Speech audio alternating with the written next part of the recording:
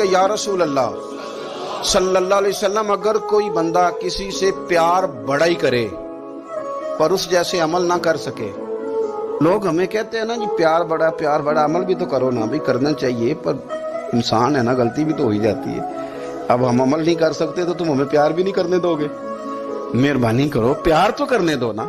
حضرت ابو ذر غفاری نے کہا، ابو داؤد شریف میں موجود ہے، یا رسول اللہ صلی اللہ تعالی علیہ وآلہ وسلم، حضور پیار بڑا کرے پر ان جیسے عمل نہ کرے تو حکم کیا ہے؟ تو حضور نے فرمایا پیار سچا کرے، اللہ قیامت کے دن جس سے محبت کرے گا نا اس کے ساتھ ہی دونوں کو اکٹھا فرما دے گا۔